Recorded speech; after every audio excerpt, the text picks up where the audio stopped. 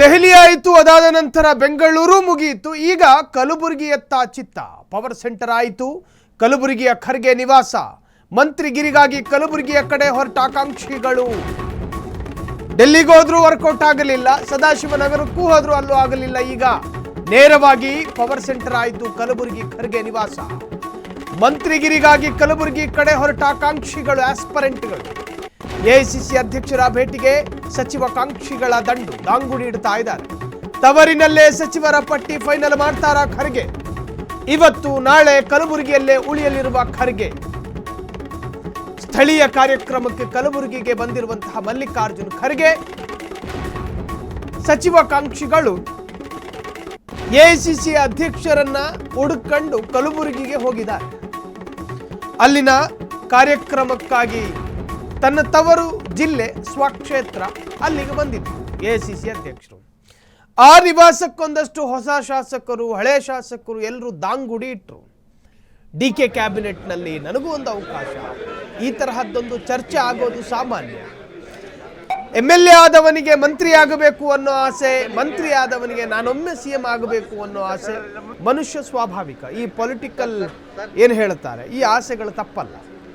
So ಒಬ್ಬ power centre ತರಹದ ವ್ಯಕ್ತಿತ್ವಗಳು ಯಾರು ಅನ್ನೋದನ್ನು ನೋಡ್ತಾರೆ.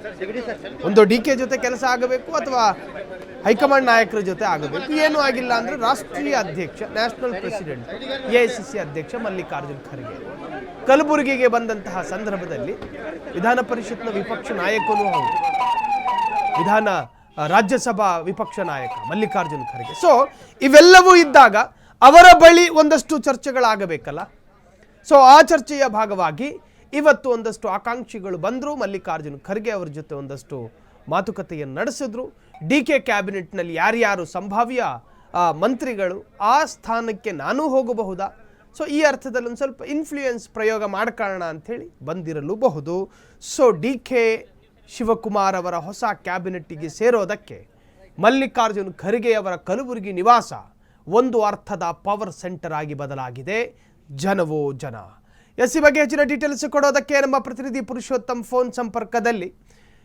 ಪುರುಷೋತ್ತಮ್, ಮಲ್ಲಿಕಾರ್ಜುನ್ ಖರ್ಗೆ ಅಪರೂಪಕ್ಕೆ ತನ್ನ ತವರು ಕ್ಷೇತ್ರ, ಸ್ವಕ್ಷೇತ್ರಕ್ಕೆ ಬಂದರೂ ಕೂಡ ಜನ ಅವ್ರನ್ನ ಬಿಡ್ತಾ ಇಲ್ಲ, ಅರ್ಥಾತ್ ಶಾಸಕರು ಅದನ್ನೊಂದು ತರಹದ ಪವರ್ ಸೆಂಟರ್ ಆಗಿ ಮಾರ್ಪಡಿಸ್ಕೊಂಡ್ರು ಖರ್ಗೆ ನಿವಾಸವನ್ನ. ನಿಜಕ್ಕೂ ಏನು ಇವತ್ತು ಕಲಬುರಗಿಯಲ್ಲಿ ಎಐಸಿಸಿ ಅಧ್ಯಕ್ಷರಾಗಿರುವಂತಹ ಮಲ್ಲಿಕಾರ್ಜುನ್ ಖರ್ಗೆ ಅವರು ಹೈದರಾಬಾದ್ ಮೂಲಕ ವಿಶೇಷ ವಿಮಾನದಲ್ಲಿ ಕಲಬುರಗಿ ಆಗಮಿಸಿರುವಂತದ್ದು. ತವರು ಜಿಲ್ಲೆ ಕಲಬುರಗಿ ಜಿಲ್ಲೆಯಿಂದಲೇ ಇದೀಗ DK ಸಂಪುಟದ ಒಂದು ಪಟ್ಟಿಗೆ ಗ್ರೀನ್ ಸಿಗ್ನಲ್ ಕೊಡ್ತಾರ ಅಂತಕ್ಕಂಥದ್ದನ್ನ ನಾವು ಕಾದು ನೋಡ್ತಾ ಇರುವಂತದ್ದು.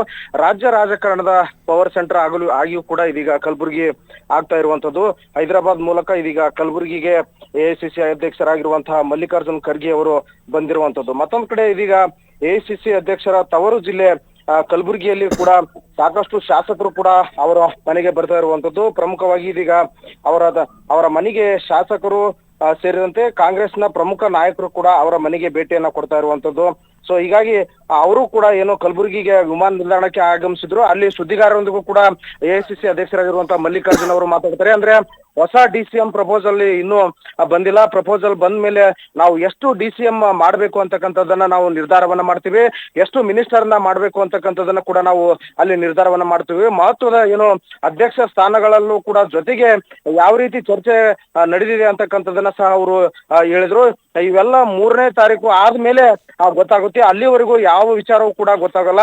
ಮೊದಲ ಹಂತದಲ್ಲಿ ಎಷ್ಟು ಜನ ಸಚಿವರಾಗಿ ಪ್ರಮಾಣ ವಚನ ಸ್ವೀಕಾರ ಮಾಡ್ತಾರೆ ಎನ್ನುವಂತ ಒಂದು ಪ್ರಪೋಸಲ್ ಕೂಡ ಇದೀಗ ಇನ್ನೂ ನಮ್ಗೆ ಬಂದಿಲ್ಲ ಅಂತಕ್ಕಂಥ ಮಾತನ್ನು ಹೇಳಿದ್ರು. ಸುಮಾರು 8 ಸಚಿವರನ್ನ ಮಾಡ್ತಾರೋ 10 ಸಚಿವರನ್ನ ಮಾಡ್ತಾರೋ ಅಂತಕ್ಕಂಥದ್ದು ಇನ್ನೂ ಪ್ರಪೋಸಲ್ ಕೂಡ ನನ್ನ ಕೈ ಸೇರಿಲ್ಲ, ಬಂದಿಲ್ಲ ಅಂತಕ್ಕಂಥ ಮಾತನ್ನು ಹೇಳಿರುವಂತದ್ದು.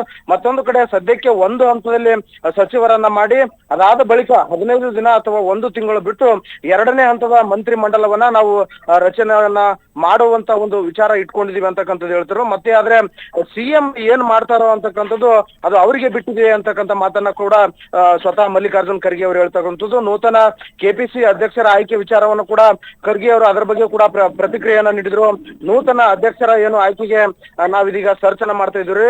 ನ್ಯಾಚುರಲಿ ಒಬ್ರು ಬಿಟ್ಟು ಒಬ್ರು ಮತ್ತೊಬ್ರು ಇಲ್ಲಿ ಬರ್ಲೇಬೇಕು, ಅಂದ್ರೆ ಅಧಿಕಾರ ಅಂತಕ್ಕಂಥದ್ದು ಒಬ್ರು ಇದಾದ್ಮೇಲೆ ಮತ್ತೊಬ್ರು ಬರ್ಲೇಬೇಕು. ಆದ್ರೆ ಒಳ್ಳೆಯವರನ್ನ ನೋಡಿ ಆ ಕಾಂಬಿನೇಷನ್ ಅನ್ನ ನೋಡಿ ನಾವು ಆಯ್ಕೆಯನ್ನ ಮಾಡ್ಬೇಕಾಗುತ್ತೆ. ಬರುವಂತ ಒಂದು ಚುನಾವಣೆ ಮತ್ತು ಪಕ್ಷ ಕಟ್ಟುವ ದೃಷ್ಟಿಯಿಂದ ಎಲ್ಲವನ್ನೂ ಕೂಡ ವಿಚಾರ ಮಾಡಿ ಆಯ್ಕೆ ಮಾಡಬೇಕಾಗುತ್ತದೆ. ಚುನಾವಣೆಗೆ ಕೇವಲ 24 ತಿಂಗಳು ಮಾತ್ರ ಅವಕಾಶ ಇರುವುದರಿಂದಾಗಿ ಬಹಳ ಸ್ಪೀಡ್ ಆಗಿ ಆಕ್ಟಿವ್ ಆಗಿ ಯಾರು ಕೆಲಸ ಮಾಡ್ತಾರೆ ಅವರನ್ನೇ ನಾವು ಕೆಪಿಸಿಸಿ ಅಧ್ಯಕ್ಷರನ್ನಾಗಿ ಮಾಡ್ತೀವಿ ಅಂತಕ್ಕಂಥ ಮಾತನ್ನು ಸಹ ಅವ್ರು ಹೇಳಿರೋದು. ಜೊತೆಗೆ ಏನೋ ಕೋಆಪರೇಟಿವ್ ಮಾಡುವಂತ ಜನರು ಕೂಡ ನಮ್ಗೆ ಬೇಕಾಗುತ್ತೆ. ಎಲ್ಲವೂ ಕೂಡ ವಿಚಾರ ಮಾಡಿ ನಾವು ಅಧ್ಯಕ್ಷರ ಆಯ್ಕೆಯನ್ನ ಮಾಡ್ತೀವಿ. ಕಲಬುರಗಿ ಏರ್ಪೋರ್ಟ್ ನಲ್ಲಿ ಇದೀಗ ಮಲ್ಲಿಕಾರ್ಜುನ್ ಖರ್ಗೆ ಹೇಳ್ತಕ್ಕಂಥದ್ದು. ಇದೀಗ ಮಲ್ಲಿಕಾರ್ಜುನ್ ಖರ್ಗೆ ಅವರು ಬುದ್ಧ ವಿಹಾರಕ್ಕೆ ಹೋಗಿದ್ದಾರೆ. ಅಲ್ಲಿಯೂ ಕೂಡ ಹಲವು ಏನು ಶಾಸಕರು ಕೂಡ ಅಲ್ಲಿ ಬಂದಿರುವಂತದ್ದು. ಅದಾದ ನಂತರ ಮತ್ತೆ ಮಲ್ಲಿಕಾರ್ಜುನ್ ಖರ್ಗೆ ಅವರು ತಮ್ಮ ನಿವಾಸಕ್ಕೆ ತೆರಳುತ್ತಾರೆ. ಅಲ್ಲಿ ಕೂಡ ಏನು ಶಾಸಕರು ಕೂಡ ಅವರ ಮನೆಗೆ ಬರ್ತಾ ಇರುವಂತಹದ್ದು. ಥ್ಯಾಂಕ್ ಯು ಪುರುಷೋತ್ತಮ್ ತಮ್ಮೆಲ್ಲ ಡೀಟೇಲ್ಸ್ಗೆ.